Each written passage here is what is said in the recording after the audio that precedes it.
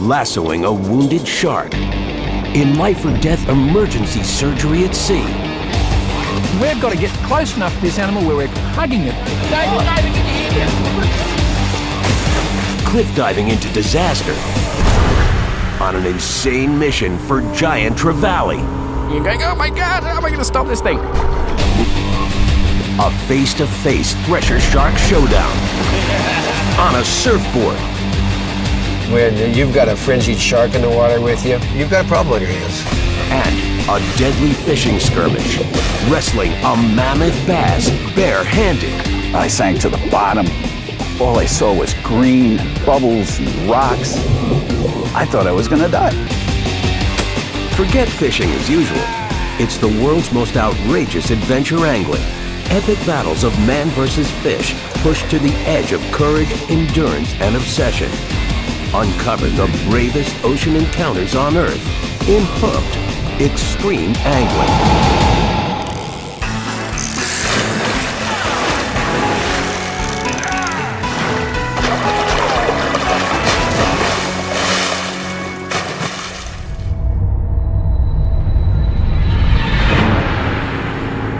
On ambitious quests, in remote locations with custom adventure gear, they risk it all in the most terrifying tests of angler versus behemoth beast. In these treacherous clashes of extreme sportsmen against ocean predator, some fishermen dare to do the impossible, pushing the limits of experience, luck, and survival to the breaking point. Nick, we'll need to get those other tanks too. For one group of scientists on a mission to save a dying deep-sea hunter, it's going to take some of the most extreme and daring fishing they've ever attempted.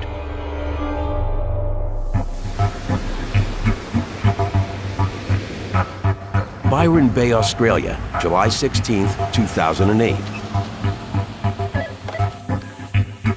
Marine biologist and professional sea rescuer Trevor Long gets an urgent call. When was the last time you saw it? Kilometers from shore, divers have spotted a 2.9-meter sand tiger shark in dire distress. Make sure you don't forget that tether line, will you? I'll just get this hoop out. Incredibly, a 4-foot hooked fishing gaff is stuck deep in the animal's throat. Don't forget that line, Nick. Yep.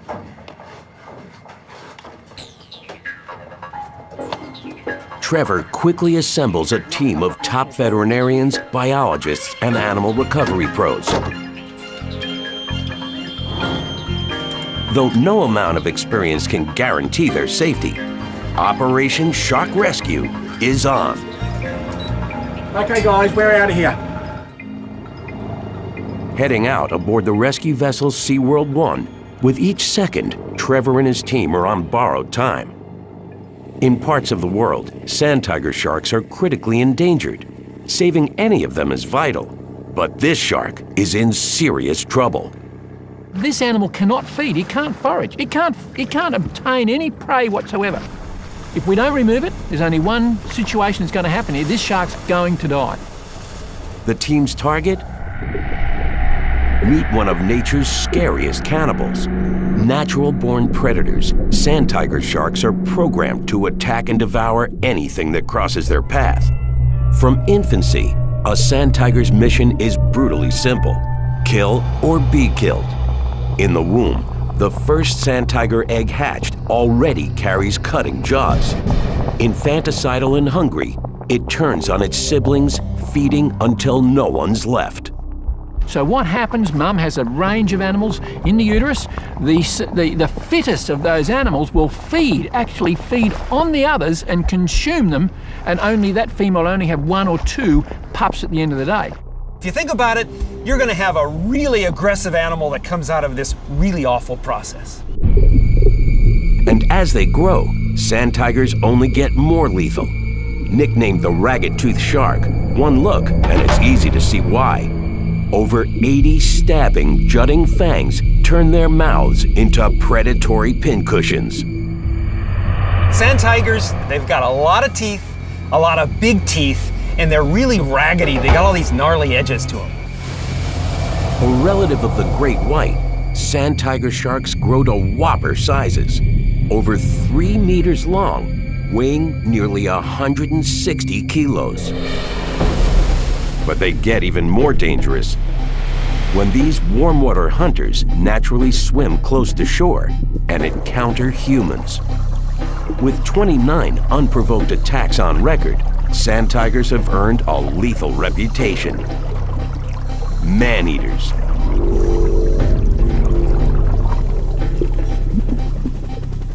Yet in reality, sand tigers are more often the victim of our commercial overfishing, bycatch, and habitat destruction.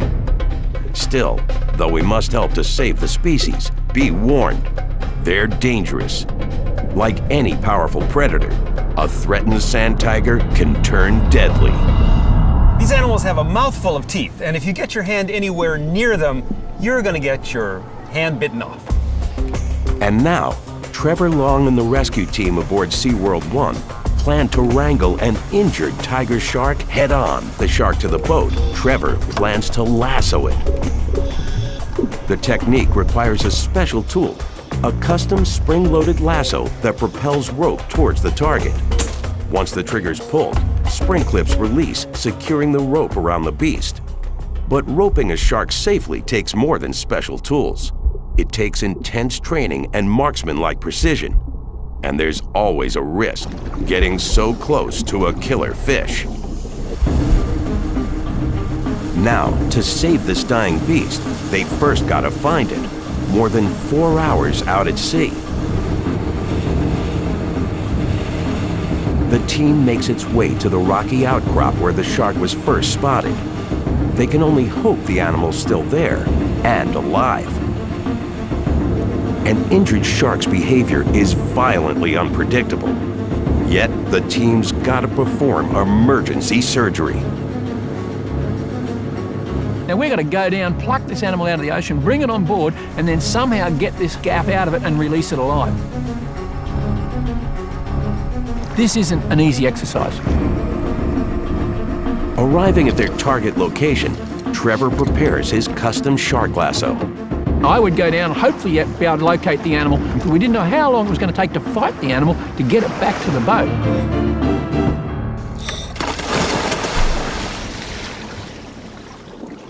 The murky water makes visibility a serious challenge.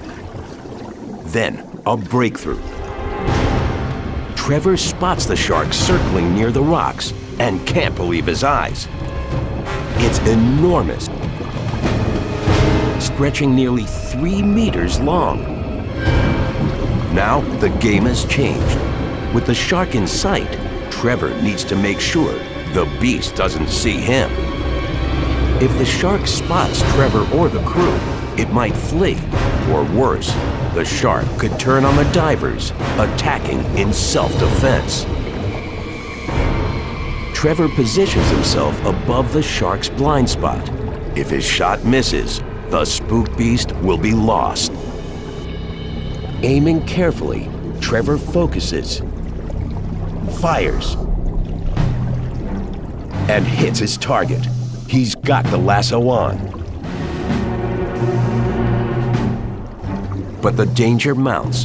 At any moment, the shark's sharp teeth could shred the line. Even worse, the animal's now attempting to swim away. If Trevor holds on, the shark could drag him deep into open ocean.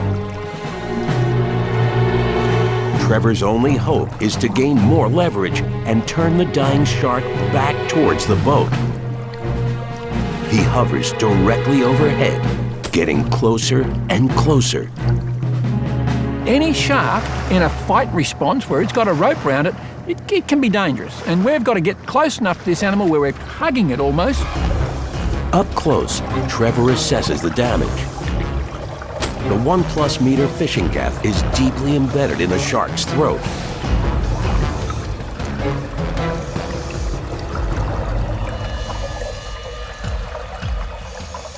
A submerged plexiglass tube is used to hold the injured shark still, while the crew hoists the animal onto the boat. Though the tube is sized for a large shark, it's risky. If the contraption fits too tightly, it could push the swallowed fishing gaff even further down the shark's throat.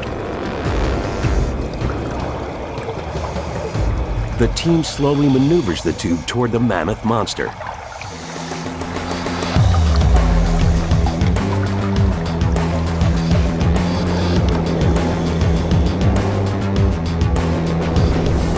To prevent a lethal rupture, Trevor needs to stabilize the thrashing animal immediately.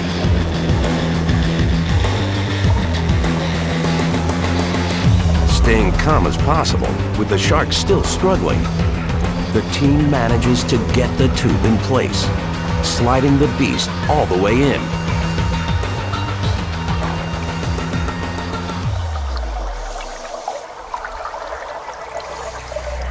But as feared, the gaff moves deeper into the shark's throat.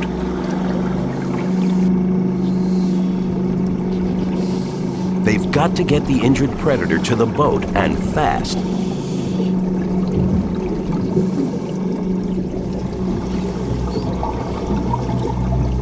As everyone holds their breath, a special winch shoulders the precious cargo into a waiting tank on board. In the boat at last, speed is critical. The gaff has to come out. Gonna come right further back, Tony. First, to sedate the shark, the team uses a deceptively simple strategy, flipping the animal over.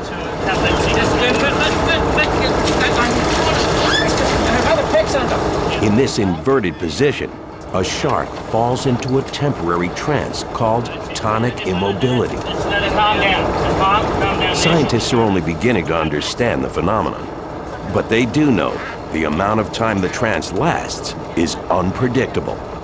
Sharks will come into a very calm state if you can roll them on the back. Now, we've still got to be very careful. This animal can bite. With the shark briefly sedated, the team inserts a thick plastic tube down its throat.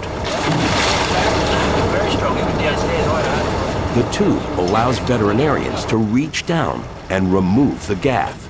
The vet can put his hand down the pipe to make himself safe from all those ragged, sharp teeth. But even with the pipe in place, the vet's operation requires a steady hand and even steadier nerves. Suddenly, something goes wrong. Mid-procedure, the vet tries to loosen the gaff from outside the protective tubing.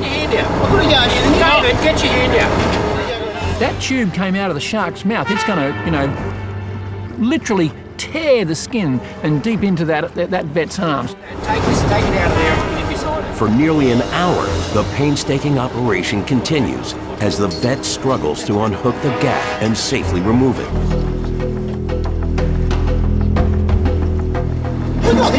As the crew watches, after a tense 40 minutes, at last, with a careful push, the veterinarian feels the hook release from the shark's throat.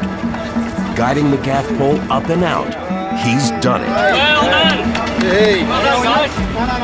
I asked him, I said, Dave, that was absolutely fantastic. And he said, failure was not an option. Well done. But the mission isn't over yet. For the shark to have any chance of survival, the crew has to get it safely transferred by stretcher back into the water as fast as possible. Before releasing the 3-meter whopper, the team tags it and quickly administers antibiotics to prevent any wound infection. They then move the beast into position at the side of the boat and carefully lower it down. After about 15 minutes, we could see that the animal got its colour back and it was starting to swim in a very normal manner. So we knew at that time that we've been successful. Well done. A million in one chance to even start this thing, and it's all gone exceptionally well, and we're pretty happy with that. To this day, no one knows how the gaff got lodged in the shark's throat. But regardless of the cause, Trevor and his crew's mission to rescue this remarkable animal is a testament to the importance of human intervention to help save threatened species from extinction. Kilometers, thousands of miles away, another extraordinary angler risks his life for the thrill of battle. The Seychelles Atolls, Indian Ocean, February 5th, 2006. International fishing adventurer and intrepid fly fishing guide Peter McLeod will go anywhere to catch whoppers. Remote locations mean big fish and the most extreme catches. It's pristine wilderness environment. You get that kind of environment, then the fishing's going to be off the clock. Peter's come to the Seychelles for one reason: to land one of the area's most notorious undersea adventure angling opponents, the giant trevally. There's something just primevally aggressive and rather, insane about giant trevally. In a world of whopper fish, giant trevallies, GTs for short, are like hit-and-run hunters, striking with brutal precision and speed. Their stalking style? Bite first, ask questions later. When trevally are feeding, they hit hard, they hit fast, prey just flies out of the water.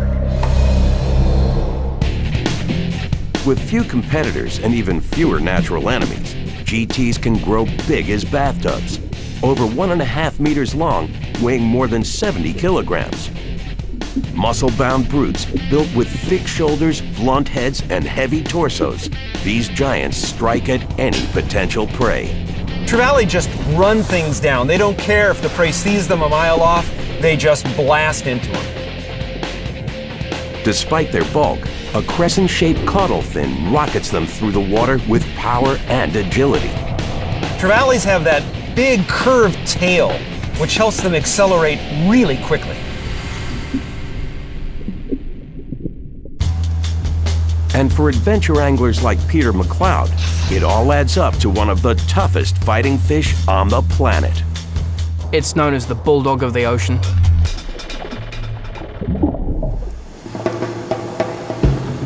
Now, as Peter reaches his shoreline fishing spot along the atoll's rugged terrain, the angler scans the waters for shadowy movement. To get a better look, Peter decides to head for higher ground. Climbing rocks in the middle of the Indian Ocean is risky business. Yet for Peter, it's the only way to get a leg up on his adversary. I climbed up one of these overhanging coral outcrops, probably 12, 15 feet up. It's literally like walking on lunar landscape. I mean, this thing is like really vicious. It's all dead coral reef. So you've got to be very, very careful. Scanning from the top, the water's clear as glass. The angler spots his target, a giant trevally ahead. It's huge and heading straight towards him. And there I see, plumb sitting there is this massive GT, about 35 pounds. So the heart starts going and I'm beginning to getting really, really excited about it. Wasting no time, Peter casts his line. In a flash, the voracious trevally swallows the hook and takes off. The mammoth fish peels off line in a rush, showing no sign of stopping.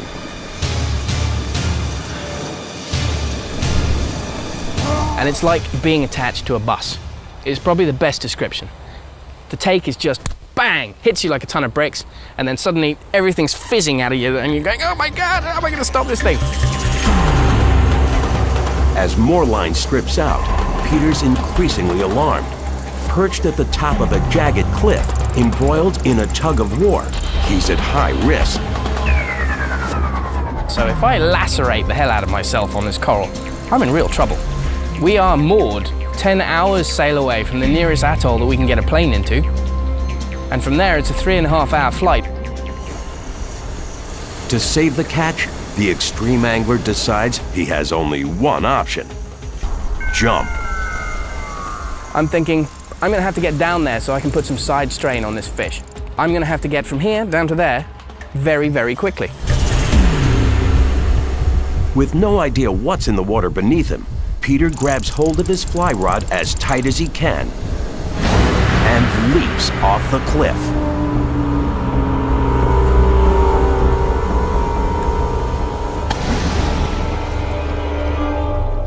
In the water, the fisherman needs to gather his wits and get back to the fight fast. The trevally continues to strip off line from the reel. It's like spinning like a propeller. Absolutely going mental. This fish is howling out. And Peter's fighting another risk. The hook could slip free.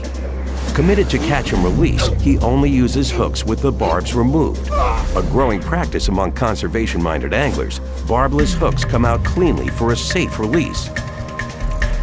But they can also get loose during a fight. So as soon as you have any form of lack of tension, then the hook will just drop out and the fish is gone. With this once-in-a-lifetime catch, losing the hook now would be devastating. To maintain as much tension as possible on the line, Peter struggles to get to solid ground. I mean, it's hard work. You're grunting. It's like, "Ugh." Your back's beginning to go and you're thinking, oh Christ, this isn't fun anymore. As he manages to reel the tiring fish almost close enough to touch, Peter reaches out to its tail. With a final pull on his fly rod, at last Peter brings the monster to him. He's got his prized fish in hand. Up close, it's a trophy GT. At 90 centimeters long, 76 centimeters around, and weighing roughly 18 kilos, it's not the biggest GT Peter's ever caught, but it's one of the most extreme catches he's ever risked.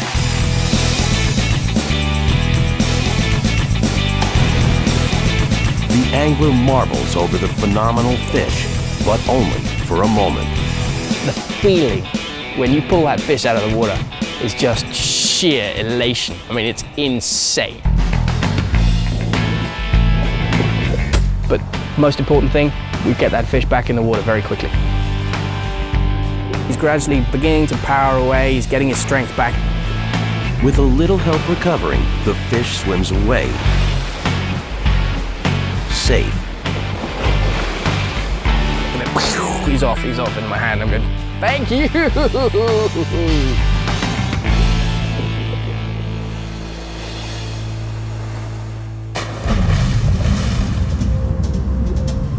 Around the world, when extreme fishermen push the sport to its deadly limit, they take on the ocean's ultimate opponents.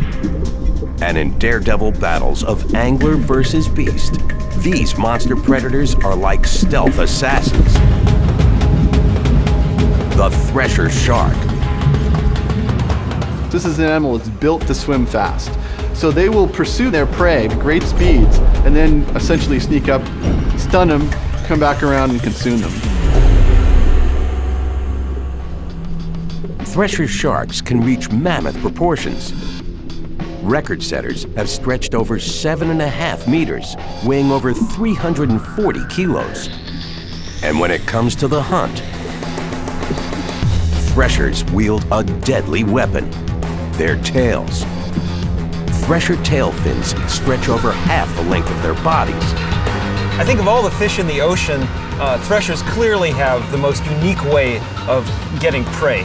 They swim right through a school of fish, knocking them around with that upper lobe of their tail fin, and then come around and pick up the injured.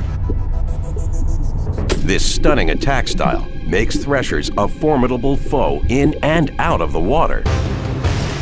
The same deadly design threshers use to deliver a powerful blow also helps them accelerate rapidly, propelling themselves straight out of the water.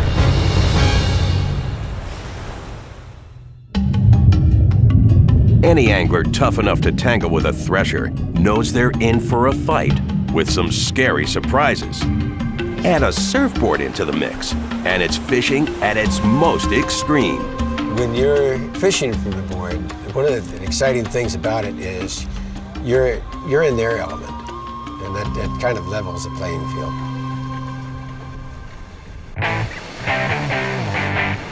La Jolla, California, July 7th, 1998.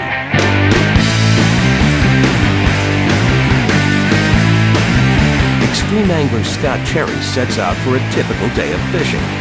Yet Scott's idea of fishing is anything but typical. With rod, reel, and surfboard, he's on the hunt for sharks. From blue sharks to white tips, Southern California's a known shark lair. You get into a battle with one of these things, if you don't know what you're doing, you've got your life on the line. You can really get yourself in trouble. Though dangerous, catches usually stretch only a few meters, weighing just a few dozen kilos.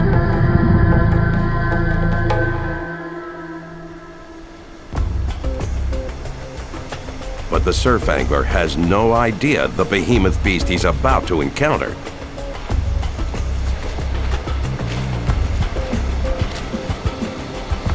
Paddling out to his favorite fishing spot, Scott casts and sets his line to troll from the back of his board. Suddenly, the angler sees something in the distance. Looking closely, he spots a fin. It's a shark. I was doing that slow troll with the live bait and dragging that bucket of chum, and I looked off to my left and I saw this beast screaming along the surface for about 50 yards and then dove, and he disappeared, and just a few moments later I hooked up.